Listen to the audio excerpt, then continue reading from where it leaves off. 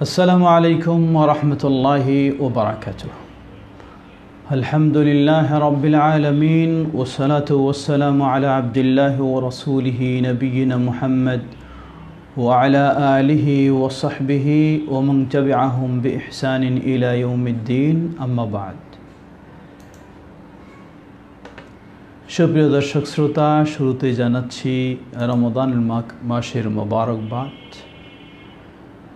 জানাচ্ছি আপনাদের সকলকে বাংলাদেশ জমিয়তে আহলে হাদিস এর রমাদান ব্যাপী এই লাইভ প্রোগ্রামে শুভেচ্ছা আমন্ত্রণ। দোয়া করছি আল্লাহ সুবহানাহু ওয়া তাআলা আমাদের সিয়াম, কিয়াম ও যাবতীয় ইবাদত সমূহ তার এই সন্তুষ্টি অর্জনের উদ্দেশ্যে কবুল করে নিন। সুপ্রিয় দর্শক শ্রোতা, আমরা আজকে যে বিষয় নিয়ে আলোচনা করব, পর্ব 10, বিষয়টি হচ্ছে সালাত, গুরুত্ব তাৎপর্য এবং পদ্ধতি। এ বিষয় নিয়ে আজকে আমরা আপনাদের সামনে কিছু গুরুত্বপূর্ণ কথা তুলে ধরার চেষ্টা করব ইনশাআল্লাহ।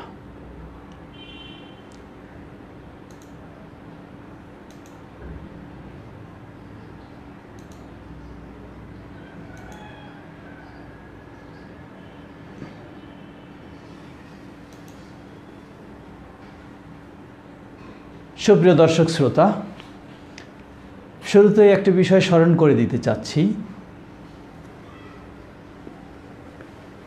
তা হচ্ছে আজকে পর্ব 10, এর অর্থই হলো রমাদান মোবারকের 10টি দিন আমরা অতীত করে চলছি। আগামীকালকে 11তম রমাদান ইনশাআল্লাহ। যে বিষয়টি স্মরণ করে দিতে চাচ্ছি, একটি সুপ্রসিদ্ধ হাদিস,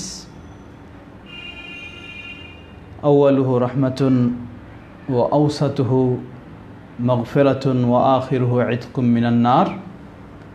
প্রথম অংশ হলো রহমতের, মধ্যের অংশ হলো মাগফিরাতের, আর শেষ অংশ হলো জাহান্নাম থেকে মুক্তির। আমরা প্রথমের দিকে আলোচনায় বিষয়টি আলোকপাত করেছি, আবারও স্মরণ করে দিচ্ছি। কখনো এ কথা সঠিক নয়, সনদের দিক থেকেও হাদিসটি সঠিক নয় এবং অর্থগত দিক থেকেও সহিহ হাদিসের সাথে সাংঘর্ষিক। আল্লাহ সুবহানাহু ওয়া তাআলা গোটা মাসটি রহমতের দিয়েছেন, গোটা মাসটি বিশেষ মাগফিরাতের দিয়েছেন এবং জাহান্নাম থেকে মুক্তির জন্য দিয়েছেন। তাই আমরা একটা পার্টকে এক দুর্বল হাদিসের আলোকে, এক অংশকে সীমাবদ্ধ করে না নিয়ে গোটা মাসেই আমরা রহমত আশা করব, মাগফিরাত আশা করব, জাহান্নাম থেকে মুক্তি আশা করব। আল্লাহ আমাদের বিষয়টি ভালোভাবে উপলব্ধি করার এবং গ্রহণ করার তৌফিক দান করুন। সুপ্রিয় দর্শক শ্রোতা, আসুন আমরা আমাদের মূল আলোচনায় ফিরে আসি। আজকের আলোচ্য বিষয় হচ্ছে সালাত, এর গুরুত্ব, তাৎপর্য ও পদ্ধতি। সালাত আমাদের কাছে কোনো নতুন বিষয় নয়। মুসলিম মানেই সালাত সম্পর্কে সে জানে, কারণ ইসলামের দ্বিতীয় রুকন ঈমানের পরেই তা হচ্ছে সালাত। ঈমানের পরে 4টি রুকনের মাঝে সবচেয়ে যেটি গুরুত্বপূর্ণ সেটি হচ্ছে সালাত। ধনী গরিব, শিক্ষিত অশিক্ষিত কোনো পার্থক্য নেই, সকলের জন্যই সালাত। আমরা পর্যায়ক্রমে বিষয়গুলি সময় অনুযায়ী আলোচনা করার চেষ্টা করব ইনশাআল্লাহ। আমরা বলছিলাম সালাত ইসলামের দ্বিতীয় রুকন। প্রিয় নবী মুহাম্মদ সাল্লাল্লাহু আলাইহি ওয়াসাল্লাম বলেন, বুনিয়াল ইসলামু আলা খামসিন, শাহাদাতি আল্লা ইলাহা ইল্লাল্লাহ ওয়া আন্না মুহাম্মাদার রাসূলুল্লাহ ওয়া ইকামিস সালাহ ওয়া ইতাইজ যাকাহ ওয়া সাওমি রমাদান ওয়া হজ্জি বাইতুল্লাহিল হারাম। প্রথম হচ্ছে সাক্ষ্য প্রদান করা আল্লাহ ব্যতীত সত্যিকার কোনো মাবুদ নেই, মুহাম্মদ সাল্লাল্লাহু আলাইহি ওয়াসাল্লাম তার বান্দা ও রাসূল। দ্বিতীয় হচ্ছে সালাত কায়েম করা। তৃতীয় চতুর্থ পঞ্চম আমরা সবাই জানি। দ্বিতীয় হলো সালাত কায়েম করা। বলা হয়নি সালাত পড়া, বলা হয়েছে সালাত কায়েম করা। আল্লাহ সুবহানাহু ওয়া তাআলা কোরআনুল কারীমে প্রায় 12-13টি আয়াতেও বলেছেন ওয়া আকিমুস সালাহ,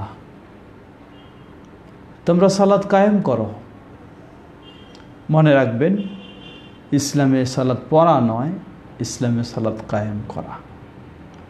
কায়েমের ব্যাখ্যা সম্পর্কে আমরা সামনে আসবো ইনশাআল্লাহ। সালাত এমন একটি গুরুত্বপূর্ণ ইবাদত, মুসলিম ও অমুসলিমের মাঝে পার্থক্য সৃষ্টিকারী। নবী সাল্লাল্লাহু আলাইহি ওয়াসাল্লাম বলেন, আল আহদু আল্লাযী বাইনানা ওয়া বাইনাহুম আস-সালাহ ফামান তারাকাহা ফাকাদ কাফার।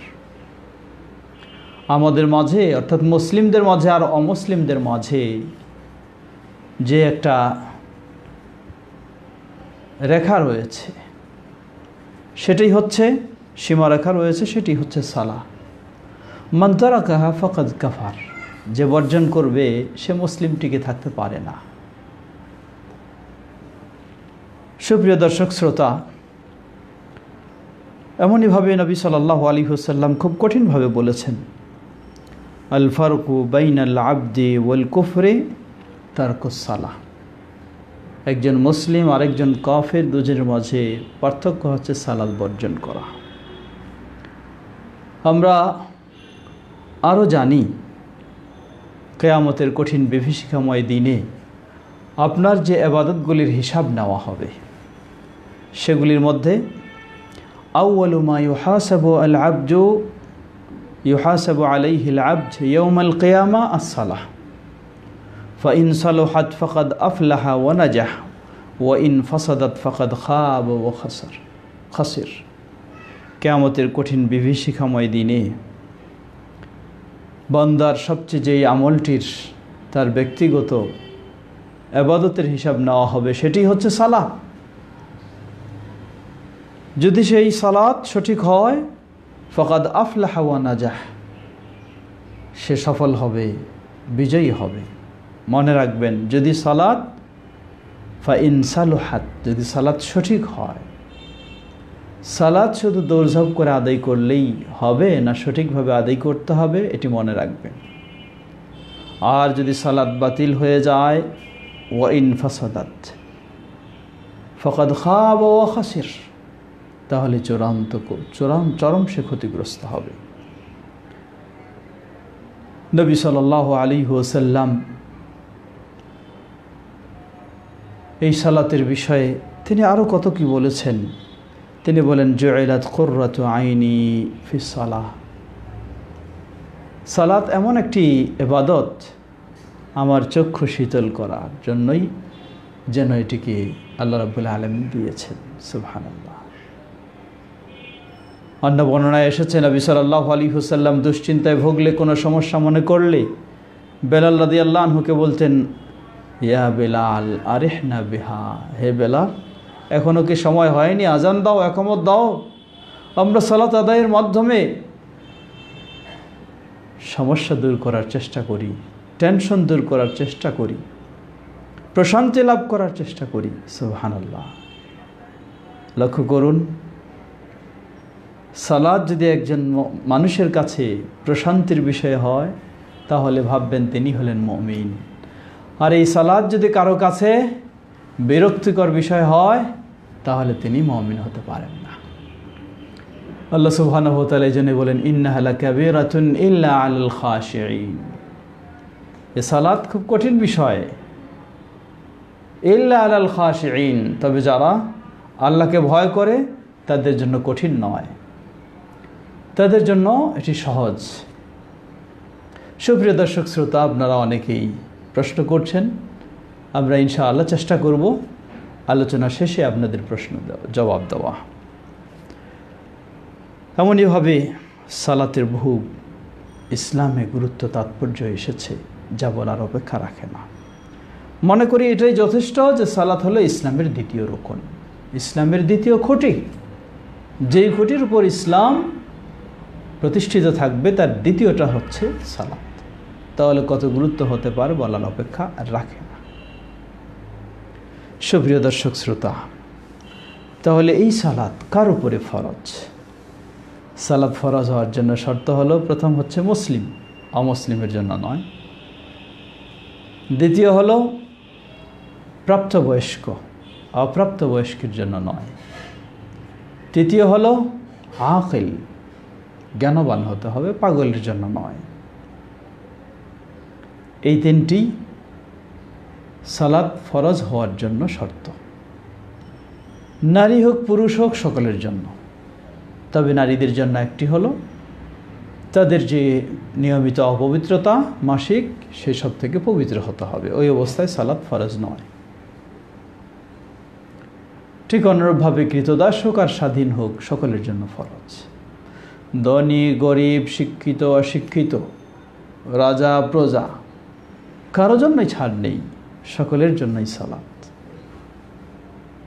কারণ এই সালাতের মাঝে রয়েছে বহু দুনিয়া ও আখিরাতের কল্যাণ। আল্লাহ সুবহানাহু ওয়া তাআলা বলেন, ইন্নাস সালাতা তানহা আনিল ফাহশাই ওয়াল মুনকার। অশ্লীল, নোংরা, যত রকমের খারাপ কর্মকাণ্ড, সেগুলি থেকে সালাত মানুষকে বিরত রাখতে পারে যদি সালাত সত্যিকারীভাবে আদায় করে। সালাত আমরা জানলাম প্রাপ্তবয়স্কের জন্য ফরজ। এর মানে অপ্রাপ্তবয়স্ক, তাহলে যার বয়স 10 বছর তার কোনো সালাতের প্রয়োজন নেই। আল্লাহ রাসূল সাল্লাল্লাহু আলাইহি ওয়াসাল্লাম বলেন, মুরু আওলাদাকুম বিস-সালাতি ওয়া হুম আবনাউ সাব'আ ওয়াদরিবুহুম আলাইহা ওয়া হুম আবনাউ 10। তোমাদের সন্তানদের বয়স যখন 7 বছর হয় তখনই তোমরা সালাতের নির্দেশ দাও। বয়স যখন 10 বছর হবে, অমনোযোগী হলে তাদেরকে শাসন করো। এর মানে 10 বছর হলেই সে প্রাপ্তবয়স্ক নয়, কিন্তু ইসলাম সালাতের গুরুত্ব দিয়েছে। কারণ এভাবে যে সালাত তার জীবনে আদায় করে আসবে, সেই সত্যিকারী মুসল্লি, নামাজি হতে পারবে, না হলে সম্ভব নয়। আজকে আমরা এক্ষেত্রে চরম গাফেল। অনেক অভিভাবক ছেলে মেয়েদের প্রতি এত দয়া করি, এই 7 বছর থেকে শুরু করলে তাদের পড়ালেখার ডিস্টার্ব হবে, কষ্ট হবে। লা হাওলা ওয়ালা কুওয়াতা ইল্লা বিল্লাহ। আপনি খোঁজ নিয়ে দেখুন, যেই অভিভাবকেরা তাদের ছেলে মেয়েদেরকে খুব শিক্ষিত ভালো মানুষ করার জন্য মুসলিম হওয়া সত্ত্বেও সালাত থেকে দূরে রেখেছে, ওই অভিভাবকের সন্তান নষ্ট হয়ে গেছে। হয় নেশাগ্রস্ত হয়েছে, বখাটে হয়ে গেছে, সন্ত্রাসী, চাঁদাবাজি, অবক্ষয় ঘটে গেছে তার জীবনে। বাস্তব। কারণ সালাতেই তো তাকে অন্যায় থেকে বিরত রাখবে। যখন অন্যায় জড়িয়ে যাওয়ার তার মাঝে কোনো আড়াল নেই, বাধা নেই, তখন সে অন্যায় জড়িয়ে যায়। এজন্য আমাদের অবশ্যই ছোট বয়সে অপ্রাপ্তদের জন্য সালাত ফরজ না হলেও আমরা যেন তাদের সালাতের ক্ষেত্রে যত্নশীল হতে পারি, যাতে তারা প্রশিক্ষণ নিয়ে ঠিকভাবে সালাত আদায় করবে, সেই ব্যবস্থাটুকু আমাদের প্রতিটি অভিভাবকের অবশ্যই নেওয়া দরকার। শিক্ষা প্রতিষ্ঠান ও সর্বক্ষেত্রেও সে ব্যবস্থা আমাদের থাকা একান্ত দরকার। প্রশাসনিকভাবে আমাদেরকে অনেক সময় স্মরণ করে দেওয়া হয়, আমরা যেন নতুন প্রজন্ম নেশাগ্রস্ত না হয়, বোখাটে না হয়, নষ্ট না হয়, এই বিষয়ে খুতবা বিভিন্ন আলোচনায় সতর্ক করি। আমরা বলবো, অবশ্যই আমরা প্রস্তুত রয়েছি, কিন্তু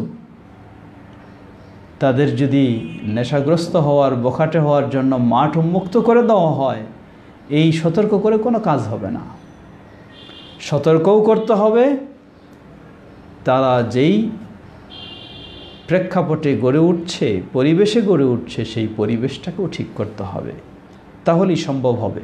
তাই আমরা প্রশাসনকেও বলবো, মসজিদ প্রশাসনকেও বলবো, আমরা শিক্ষা প্রতিষ্ঠানে সালাতের ব্যবস্থা অপরিহার্য করে দিন, দেখবেন যে ইনশাআল্লাহ সকলেই সুন্দর হয়ে যাবে, সুন্দর সমাজ হবে, সুন্দর দেশ হবে। কারণ সমাজ তো সুন্দর এমনি হবে না, দেশ তো সুন্দর এমনি হবে না, এই মানুষটাকে সুন্দর হতে হবে। মানুষটা যদি সুন্দর না হয় সমাজ খারাপ হয়ে যাবে, দেশ খারাপ হয়ে যাবে, জাতি খারাপ হয়ে যাবে। আর মানুষটা যদি ভালো হয় সমাজ ভালো হবে, দেশ ভালো হবে, জাতি ভালো হবে। আল্লাহ আমাদের সেই পদক্ষেপ নেওয়ার তৌফিক দান করুন। আরেকটি বিষয় মনে করে দিতে চাই, আফসোস করে বলতে হয় আমাদের মসজিদগুলিতেও এমন অবস্থা, আমাদের সম্মানিত ইমাম খতিব সাহেবগণ এই অপ্রাপ্ত বয়স্ক বাচ্চাদেরকেও মসজিদ থেকে বের করে দেন, বলেন যে এরা বাইরে। এটি চরম অন্যায়, এটি ইসলাম গর্হিত কাজ। ইসলামের কাজ হলো ছোট বাচ্চাকেও সাথে নিতে হবে।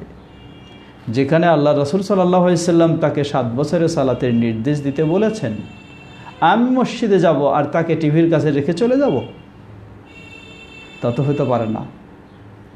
আমি মসজিদে যাব আর আমার বাচ্চাকে রাস্তায় ছেলেদের সাথে দুষ্টামি করতে, খেলাধুলা করতে ছেড়ে দেব, তা তো হতে পারে না। আমিও মসজিদে যাব, আমার ওই 7-8 বছরের 10 বছরের ছেলেকেও নিয়ে যাব, সে প্রশিক্ষণ নেবে, সেখানে শিখবে। আর এই ছোট বাচ্চাদের ক্ষেত্রে আমরা অনেক সময় মনে করি যে সালাতে দাঁড়াক, যেমন তেমন চলুক, না, এটি উচিত নয়। তাকে আমরা খুব শক্ত করব না, সহজভাবে তাকে প্রশিক্ষণ দেব। লক্ষ্য করুন, সাহাবী আব্দুল্লাহ ইবনে আব্বাস রাদিয়াল্লাহু আনহু বলছেন, হাদিসটি সহিহুল বুখারীর, বয়স যখন তার এরকম 8 বছরের মতো বয়স, 8-9 বছরের মতো ছেলে, নবী সাল্লাল্লাহু আলাইহি ওয়াসাল্লামের কাছে দিন শেখার জন্য তার ঘরেই রাত্রি যাপন করল। সুবহানাল্লাহ, রাত্রে ঘুমায়নি, জেগে আছে। সে জেগে জেগে দেখছে নবী সাল্লাল্লাহু আলাইহি ওয়াসাল্লাম ঘুম থেকে জেগে পানির পাত্র থেকে পানি নিয়ে ওযু করলেন, ওযু করে সালাতে দাঁড়ালেন। যতক্ষণ নবী সাল্লাল্লাহু আলাইহি ওয়াসাল্লাম দাঁড়ায়নি ততক্ষণ সে ওঠেনি, কারণ উঠলে হয়তো নবী সাল্লাল্লাহু আলাইহি ওয়াসাল্লাম নিষেধ করবে। কি বুদ্ধিমান, সুবহানাল্লাহ। নবী সাল্লাল্লাহু আলাইহি ওয়াসাল্লাম সালাতে দাঁড়ালেন, তারপর সে যেইভাবে নবী সাল্লাল্লাহু আলাইহি ওয়াসাল্লাম পানি নিয়ে ওযু করলেন সেইভাবে পানি নিয়ে ওযু করলেন। ওযু করে নবী সাল্লাল্লাহু আলাইহি ওয়াসাল্লামের বাম দিকে দাঁড়ালো। নিয়ম হচ্ছে যদি দুজন সালাত আদায় করে, ইমাম থাকবে বাম দিকে, মুক্তাদি থাকবে ডান দিকে। কিন্তু ছোট মানুষ জানে না, নিয়ম জানা নেই তার, বাম দিকে দাঁড়িয়ে গেছে। নবী সাল্লাল্লাহু আলাইহি ওয়াসাল্লাম ওই মুহূর্তেই পিছন দিক দিয়ে হাত দিয়ে তাকে টেনে এনে, বাম দিক থেকে টেনে এনে ডান দিকে দাঁড় করে দিলেন। সুবহানাল্লাহ, বাম দিক থেকে টেনে এনে ডান দিকে দাঁড় করে দিলেন।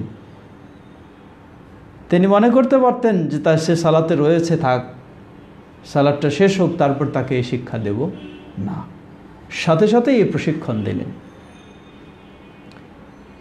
এই প্রশিক্ষণ কার? নবী মুহাম্মদ সাল্লাল্লাহু আলাইহি ওয়াসাল্লাম। তাই আমাদের ছোট বাচ্চাদেরকেও সাথে নিয়ে সালাত আদায় করতে হবে এবং তাদেরকে অত্যন্ত সুন্দরভাবে, নম্রভাবে, ভদ্রভাবে তাদেরকে সালাতের প্রশিক্ষণ দিতে হবে। আল্লাহ আমাদের বিষয়টি ভালোভাবে উপলব্ধি করে আমাদের সন্তানদেরকে সেভাবে নামাজি বানানোর তৌফিক দান করুন, আমিন। সুপ্রিয় দর্শক শ্রোতা, এখন আসুন আমরা কয়েকটি বিষয়ে আরেকটু গুরুত্ব দেই। আমরা আগেই বলেছিলাম যে সালাত কায়েম করার ইসলামে নির্দেশ দিয়েছে, সালাত পড়ার নির্দেশ দেওয়া হয় নাই, সালাত কায়েম করার। তাহলে সালাত কায়েম কি? কিছু আলেম ব্যাখ্যা দিয়ে থাকেন, সালাত কায়েম হলো সমাজের সর্বস্তরের মানুষেরা যখন সালাত আদায় করবে তখনই সালাত কায়েম হবে। আমরা বলবো এ ব্যাখ্যাটি সঠিক নয়, কারণ সমাজের সর্বস্তরের মানুষকে সালাত আদায়ের নির্দেশ অটোমেটিক রয়েছে, এটার নাম সালাত কায়েম নয়। আপনি ব্যাখ্যা খুঁজে দেখুন কোরআনুল কারীমে, ইউকিমুনাস সালাহ, এর ব্যাখ্যা কি? এর ব্যাখ্যা আপনি পাবেন সাহাবী আব্দুল্লাহ ইবনে আব্বাস রাদিয়াল্লাহু আনহু সহ প্রসিদ্ধ সাহাবীগণ ব্যাখ্যা করছেন, আই আদাউহা মা আহকামিহা ওয়া আরকানিহা ওয়াল মুহাফাযাতু আলাইহা ফি আওকাতিহা আও কামা ক্বাল। বিভিন্নজন বিভিন্নভাবে বলেছেন। সালাত কায়েম হচ্ছে এই সালাত তার হুকুম আহকাম, রুকু সিজদা, নিয়ম নীতি এবং যথাসময়ে সঠিক পদ্ধতিতে আদায় করার নাম হলো সালাত কায়েম করা। সমাজের সব মানুষও যদি সালাত আদায় করে কিন্তু রুকু ঠিকভাবে করে না, সেজদা ঠিকভাবে দেয় না, তাহলে কি তাদের সালাত কবুল হয়ে যাবে? জবাব না, কখনো হবে না। তাহলে সালাত কায়েম এর অর্থই হলো সব বিষয়গুলি নবী মুহাম্মদ সাল্লাল্লাহু আলাইহি ওয়াসাল্লাম যেভাবে দিয়েছেন ঠিক সেভাবে আদায় করার নাম হলো সালাত কায়েম। আজকে আফসোসের সাথে বলতে হয়, মুসলিম সমাজ বহু ভাগে বিভক্ত হয়ে গেছে। ঠিক সালাত আদায়ের পদ্ধতিও বহু ভাগে বিভক্ত করে ফেলেছি।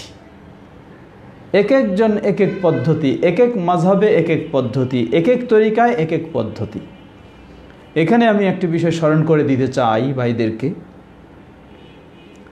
যে আহলুল হাদিস মুসলিম আর মাযহাবী মুসলিম বা তরিকাপন্থী মুসলিমের মাঝে পার্থক্য কী। উদাহরণস্বরূপ হাত বাঁধার বিষয়টি লক্ষ্য করেন। যদি হানাফি মাযহাবের অনুসারী মুসলিম হয়, হানাফি মুসলিম হয়, কোনো আর কথা নেই, ডাইরেক্ট তার হাত বাঁধবে নাভির নিচে। যদি শাফিঈ মুসলিম হয় তাহলে হাত বাঁধবে নাভির উপরে। যদি মালিকি মুসলিম হয় তাহলে হাত দুটো ছেড়ে রাখবে। এই হলো মাযহাবী বিভক্তি। মুসলিম পরিচয় ঠিকই দিচ্ছেন, কিন্তু আরেকটি যে বৈশিষ্ট্য, সেই বৈশিষ্ট্যটি সঠিক না হওয়ার কারণে সবাই আমলেও বিভক্ত হয়ে গেছে, পদ্ধতিতেও বিভক্ত হয়ে গেছে। আহলুল হাদিস মুসলিম, আহলুল হাদিস মুসলিম বলে না, কোনো মাযহাবের নিয়মে সালাত নয়, কোনো তরিকার নিয়মে সালাত নয়, সালাত হবে প্রিয় নবী মুহাম্মদ সাল্লাল্লাহু আলাইহি ওয়াসাল্লাম এর নিয়মে। তিনি নির্দেশ দিয়েছেন সহিহুল বুখারীর 631 নম্বর হাদিস। সাহাবী মালিক ইবনুল হুয়াইরিস রাদিয়াল্লাহু তাআলা আনহু তিনি বলছেন যে আমরা বেশ কতজন যুবক দূর দেশ থেকে নবী সাল্লাল্লাহু আলাইহি ওয়াসাল্লামের কাছে দিন শেখার জন্য, জানার জন্য প্রায় 20 দিন অবস্থান করলাম। নবী সাল্লাল্লাহু আলাইহি ওয়াসাল্লামের কাছে এই প্রায় 20 দিন অবস্থান করে আমরা দিন অনেক কিছু জানলাম, শিখলাম। তো নবী সাল্লাল্লাহু আলাইহি ওয়াসাল্লাম আমাদেরকে শিক্ষা দিতে দিতে তিনি যখন বুঝলেন যে আমাদের পারিবারিক প্রয়োজন দেখা দিচ্ছে, সাহাবী বলছেন, ওয়াকানা রাসূলুল্লাহি সাল্লাল্লাহু আলাইহি ওয়াসাল্লাম রাহিমান রফিকা। নবী সাল্লাল্লাহু আলাইহি ওয়াসাল্লাম ছিলেন তার অনুসারীদের প্রতি খুবই দয়াশীল, খুবই নম্র ভদ্র তাদের সাথে আচরণ করতেন। নবী সাল্লাল্লাহু আলাইহি ওয়াসাল্লাম আমাদের যখন অনুভব করলেন যে আমরা বুঝতেছি আমাদের পারিবারিক প্রয়োজন দেখা দিচ্ছে, যাওয়া দরকার, 20 দিন হয়ে গেছে, তিনি তখন আমাদেরকে বললেন, যাও তোমরা তোমাদের এলাকায় চলে যাও, তোমাদের এলাকায় গিয়ে ওয়াল্লিমু মান ওয়ারাআহুম, যারা তোমাদের পিছনে রয়েছে তাদেরকে তোমরা শিক্ষা দাও, অর্থাৎ যাদেরকে রেখে তোমরা দিন শিখতে এসেছ। ওয়াসাল্লু কামা রাআইতুমুনি উসাল্লি, এবং তোমরা সালাত আদায় করো যেমনইভাবে তোমরা এই 20 দিন আমাকে সালাত আদায় করতে দেখেছো, ঠিক সেভাবে সালাত আদায় করো। সুপ্রিয় দর্শক শ্রোতা, এই হাদিসটির প্রেক্ষাপট হলো এই, মনে রাখবেন এই হাদিসে অনেকগুলি শিক্ষণীয় প্রথম হলো সালাত আপনি আদায় করবেন কোনো ইমামকে অনুসরণ করে নয়, কোনো পীর সাহেবকে অনুসরণ করে নয়, কোনো বুজুর্গকে অনুসরণ করে নয়, কোনো গাউস কুতুবকে অনুসরণ করে নয়, এমনকি কোনো সাহাবীকে অনুসরণ করে নয়। সালাত আপনি আদায় করবেন সরাসরি নবী মুহাম্মদ সাল্লাল্লাহু আলাইহি ওয়াসাল্লাম এর অনুসরণ করে, অতঃপর তার নির্দেশে খোলাফায়ে রাশিদিন ও সাহাবায়ে কেরামকে। এটাই হচ্ছে সালাত আদায়ের পদ্ধতি। আহলুল হাদিসদের এটাই কথা। আজকে দেখুন, আহলুল হাদিসরা এই জন্যই বলে সালাত আদায় করবেন সরাসরি সহিহ হাদিসের আলোকে রাসূল সাল্লাল্লাহু আলাইহি ওয়াসাল্লামের অনুসরণ করে, তাহলে গোটা বিশ্বে মুসলিমদের মাঝে মিল খুঁজে পাওয়া যাবে, ঐক্য খুঁজে পাওয়া যাবে। কেউ হানাফির নিয়মেও সালাত আদায় করবে না, কেউ শাফির নিয়মেও করবে না, কেউ মালিকির নিয়মেও করবে না, কেউ হাম্বলির নিয়মেও করবে না, কেউ চিশতির নিয়মেও করবে না, কেউ তরিক মুজাদ্দিদের নিয়মেও নয়, কাদেরের নিয়মে নয়, কোনো বুজুর্গের নিয়মে নয়, সবাই করবে নবী মুহাম্মদ সাল্লাল্লাহু আলাইহি ওয়াসাল্লামের নিয়মে। হয়তো আমার এই কথার পৃষ্ঠে কেউ বলতে পারেন যে তাহলে মাযহাবগুলিতে কি নবী সাল্লাল্লাহু আলাইহি ওয়াসাল্লামের নিয়মে সালাত আদায় করা হয় না? আপনি আপনার কথায় আপনার কাছে প্রমাণ নিয়ে নিন। কোনো মাযহাবী ভাইকে যদি বলেন যে নবী সাল্লাল্লাহু আলাইহি ওয়াসাল্লাম থেকে বিশুদ্ধভাবে প্রমাণিত এই নিয়ম, কি নিয়ম? উদাহরণস্বরূপ ধরে নেন, নবী সাল্লাল্লাহু আলাইহি ওয়াসাল্লাম রুকুতে যাওয়ার আগে 2 হাত সুন্দরভাবে তুলতেন, রুকু থেকে ওঠার পরেও 2 হাত সুন্দরভাবে তুলতেন কাঁধ পর্যন্ত। যদি হানাফি মাযহাবের মানুষ হন তিনি মেনে নেবেন না, তিনি বলবেন যে এটা আমাদের মাযহাবে নাই, এটাই বলবেন। যদি শাফি মাযহাবের মানুষ হন মেনে নেবেন, তার মাযহাবে এটা রয়েছে। যদি মালিকি মাযহাবের হয় মেনে নেবে, তার মাযহাবে এটা আছে। যদি হাম্বলি মাযহাবের হয় তাহলে মেনে নেবে, তার এটা রয়েছে। আল্লাহু আকবার। এখানে কয়েকটি বিষয়, এই হাত তোলা রফউল ইয়াদাইন যেটাকে বলা হয়, সহিহ বুখারী মুসলিমের অসংখ্য হাদিস রয়েছে, কিন্তু হানাফি মাযহাবে না থাকার কারণে তারা এটা মানতে রাজি নয়, মাযহাবে না থাকার কারণে মানতে রাজি নয়। আর বাকি 3 মাযহাব সেই হাদিসগুলিকে মেনে নিয়েছে, তাই তাদের মাযহাবে সেই নিয়ম রয়েছে। আমাদের ভাইরা বলেন 4 মাযহাব মানতে হবে। দেখুন, অথচ তার মসজিদে গিয়ে যদি আপনি এভাবে হাত তোলেন রুকুর আগে এবং পরে, তাহলে আপনাকে বিভিন্নভাবে আপনার দিকে তাকানো হয়, তিরস্কার করা হয়, মসজিদ থেকে বের পর্যন্ত করে দেওয়া হচ্ছে আমাদের দেশে, বাংলাদেশে। অথচ 4 মাযহাবের মাঝে হানাফি মাযহাব ব্যতীত বাকি 3 মাযহাবেই রুকুর আগে এবং পরে 2 হাত তোলার নিয়ম রয়েছে। আপনি বললেন 4 মাযহাব মানতে হবে, 4 মাযহাবের মধ্যে 3 মাযহাবে এই নিয়ম, আবার আপনি এই মসজিদে, আপনার মসজিদে এভাবে সালাত আদায় করতে দিচ্ছেন। লক্ষ্য করুন, এখানে আরেকটি বিষয় স্মরণ করে দিতে চাই। বাংলাদেশে অসংখ্য মসজিদ রয়েছে, উত্তরবঙ্গে বেশিরভাগ, যেগুলো আহলুল হাদিস মসজিদ বলে পরিচিত। ইদানিং কিছু কিছু বক্তা, কিছু কিছু ব্যক্তি তারা এটা নিয়েও কথা বলছেন। তারা বলেন মসজিদ কেন আহলে হাদিস নামকরণ? মসজিদ আহলে হাদিসেরা পরিচালনা করছে, দেখাশোনা করছে, সব কিছু ব্যয় বহন করছে, সেই হিসাবেই আহলে হাদিস। কিন্তু এই মসজিদে কোনো হানাফি হোক, মালিকি হোক, শাফি বা আর কেউ, কারো সালাত আদায়ের কোনো বাধা নেই। আমরা দৃঢ়ভাবে বলতে পারি কারো সালাত আদায়ের বাধা নেই, আলহামদুলিল্লাহ। পক্ষান্তরে যে মসজিদটাকে হানাফি মসজিদ নামকরণ করা হয় নাই ঠিকই, কিন্তু সবগুলোই হানাফি ছাড়া কিছুই নয়। এমনকি হানাফি মাযহাবের নিয়ম অনুযায়ী সেখানে সালাত আদায় না করলে মসজিদ থেকে বের করে দেওয়া হচ্ছে। এটা বাস্তব, হাজারো প্রমাণ আপনি বাংলার বুকে নেবেন। তাহলে তো অন্যায় আপনিই করেছেন। সুপ্রিয় দর্শক শ্রোতা, কথা দীর্ঘ হয়ে যাচ্ছে, সময় আমাদের কম। আমরা বলছিলাম যে এই জন্য আহলুল হাদিস এর আহ্বান হলো এটা, যে আমরা কোনো ইমামের, সকল ইমামকে শ্রদ্ধা করব, কিন্তু কোনো ইমামের অন্ধ অনুসরণ করে সালাত আদায় করব না, বা ইসলামের কোনো ইবাদত করব না। আমরা সালাত আদায় করব, ইসলামের ইবাদত করব সহিহ প্রমাণের আলোকে, নবী মুহাম্মদ সাল্লাল্লাহু আলাইহি ওয়াসাল্লাম এর অনুসরণ করে, তার খোলাফায়ে রাশিদিন ও সাহাবায়ে কেরামের অনুসরণ করে। ওই হাদিসে আবার ফিরে আসুন আরেকটি দিক, সে দিকটি হচ্ছে এই, রাসূল সাল্লাল্লাহু আলাইহি ওয়াসাল্লাম বললেন, তোমাদের পিছনে যারা রয়েছে এলাকার মানুষ, তাদেরকে শিক্ষা দাও, তাদেরকে শিক্ষা দাও, আর আমাকে যেভাবে দেখেছো সেভাবে সালাত আদায় করো। এর মানে হলো এই, নবী সাল্লাল্লাহু আলাইহি ওয়াসাল্লামকে যেভাবে দেখলেন এভাবে পুরুষেরা পড়বে আর মহিলারা আলাদাভাবে পড়বে। এটাই এই হাদিস থেকে শিক্ষা পাওয়া যায়? না, কখনো নয়। পর্দার আড়ালের মা ও বোনদের জন্য জানিয়ে দিচ্ছি, ইসলামে কতগুলি বিষয় রয়েছে নারীদের জন্য বিশেষ, সেগুলি স্পষ্ট উল্লেখ করে দেওয়া হয়েছে, যা নির্ভরযোগ্য প্রমাণের আলোকে আপনি পেয়ে থাকলে সেটি গ্রহণ করবেন, আর যদি না থাকে, দুর্বল ভিত্তিহীন প্রমাণ যা গ্রহণযোগ্য নয়, তাহলে কখনো সেগুলি গ্রহণ করবেন না।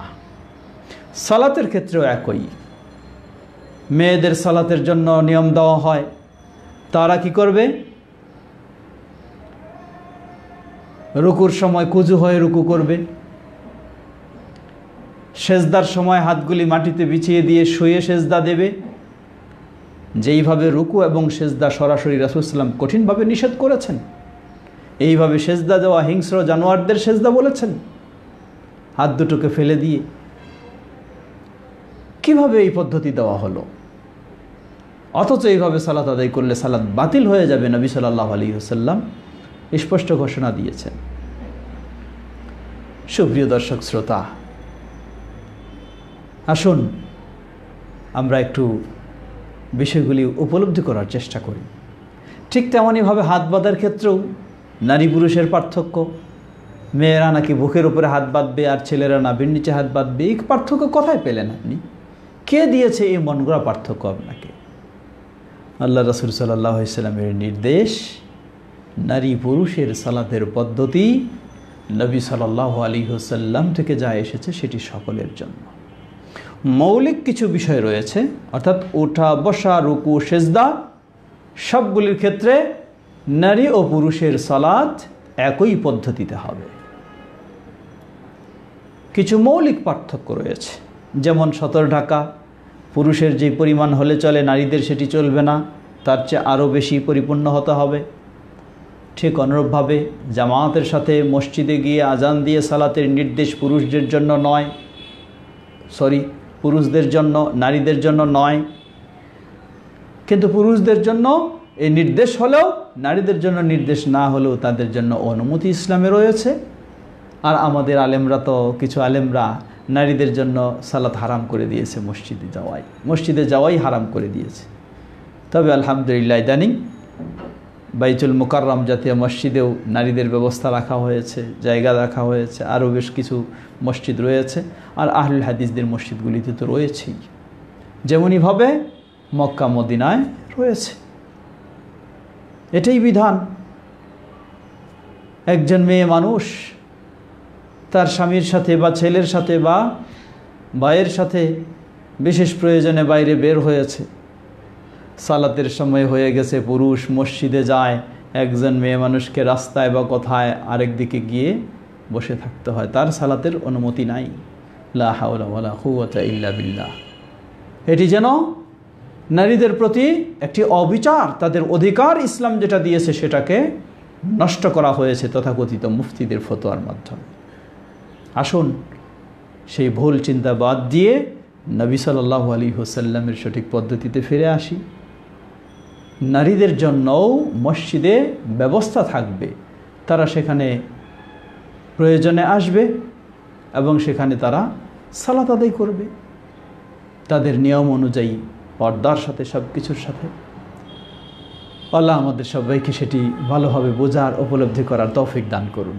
সুপ্রিয় দর্শক শ্রোতা, সালাতের পদ্ধতি নিয়ে কথা বলতে গেলে অনেক সময়ের দরকার। এ মর্মে অনেক বই পুস্তক আলহামদুলিল্লাহ কোরআন ও সহিহ হাদিসের আলোকে লেখা হয়েছে। আল্লামা শেখ মোহাম্মদ নাসিরউদ্দিন আলবানী রাহিমাহুল্লাহর সালাত সম্পাদন পদ্ধতি রয়েছে। এই বিষয়ে আমার একটি মাসনুন সালাত ও দোয়া শিক্ষা, সে বইটি রয়েছে, সেটাও সহযোগিতা নিতে পারবেন। আর খুব কাছাকাছি সময় আরও দুটি বই আমার সালাতের বিষয়ে বের হবে, 2 থেকে 3টি। একটি শুধু নারীদের জন্য, আর একটি সংক্ষিপ্ত আরেকটি বিশদ বিস্তারিতভাবে রাসূল সাল্লাল্লাহু আলাইহি ওয়াসাল্লামের সালাতের বৈশিষ্ট্য, পদ্ধতি, নিয়ম কিভাবে ছিল সব কিছু ইনশাআল্লাহ। তাই আসুন আমরা সেভাবে জেনে নিয়ে আমরা আমাদের সালাতগুলিকে সেভাবে আদায় করার চেষ্টা করি। আল্লাহ সুবহানাহু ওয়া তাআলা আমাদের সবাইকে সে তৌফিক দান করুন। আমাদের অনেক ভাই প্রশ্ন করেছেন, আমরা কিছু প্রশ্নের জবাব দেওয়ার চেষ্টা করব। সবগুলি হয়তো সুযোগ পাব না, যেগুলি সম্ভব হবে না ইনশাআল্লাহ সেগুলি আমরা আগামীকালকে জবাব দেব।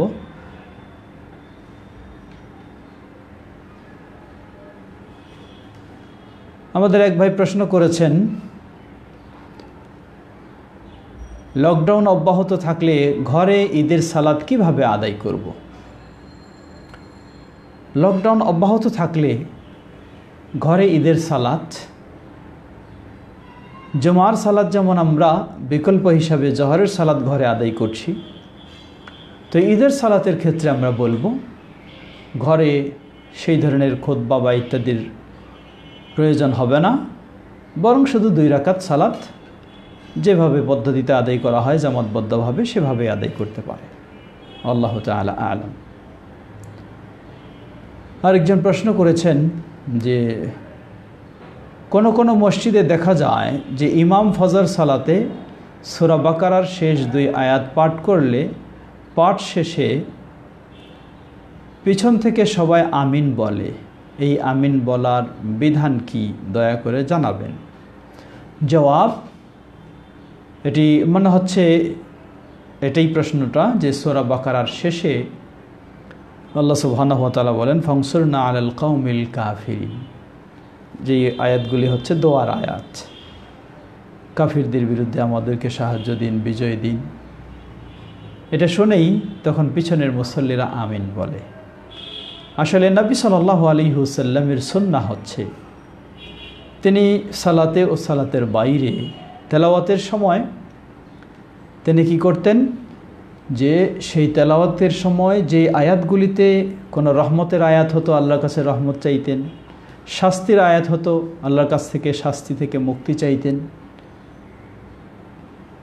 সেই দৃষ্টিকোণ থেকে সেই আয়াতে যে সাহায্যের কথা আল্লাহর কাছে দোয়া করা হচ্ছে তাই আমিন বলে, সেটি সমস্যারে বলাটা ঠিক হবে না, নীরবে বলতে পারে। আল্লাহু তাআলা আ'লাম। নবী সাল্লাল্লাহু আলাইহি ওয়াসাল্লাম যেভাবে বলতেন সেই হিসাবে নীরবে বলতে পারে। আরেক ভাই প্রশ্ন করেছেন, আসসালামু রাহমাতুল্লাহি ওয়া বারাকাতুহু। প্রশ্ন হচ্ছে প্রভিডেন্ট ফান্ড এর যাকাত কিভাবে আদায় করব দয়া করে বলবেন। জবাব, প্রভিডেন্ট ফান্ড যেহেতু আপনার হাতে এখনো আসেনি, তাই আমরা বলবো যে সেখানে 2 ধরনের বা কয়েক ধরনের পয়সা থাকে। সাধারণত এটা বিভিন্ন কোম্পানি অনুযায়ী কিছু নিয়ম রয়েছে, সরকারি কিছু নিয়ম রয়েছে। তবে একটা অংশ হলো আপনার নিয়মিত মাসিক স্যালারি থেকে কর্তন করা হয়। তো যেই অংশটা কর্তন করে জমা করা হচ্ছে, আপনি যদি এটা জানতে পারেন নিশ্চিত, যেহেতু এটির মালিক আপনি নিশ্চিত ইনশাআল্লাহ এটি নষ্ট হবে না, তাহলে আপনি সেটার যাকাত আপনি ইচ্ছা করলে দিতে পারেন। আবার যদি মনে করেন যে না এটি আমার জন্য কঠিন হচ্ছে, তাহলে অসুবিধা নেই, যখন আপনার হস্তগত হবে আপনি হাতে পাবেন, বুঝে পাবেন, তখন আপনি এটার যাকাত আদায় করবেন। আল্লাহু তাআলা আ'লাম।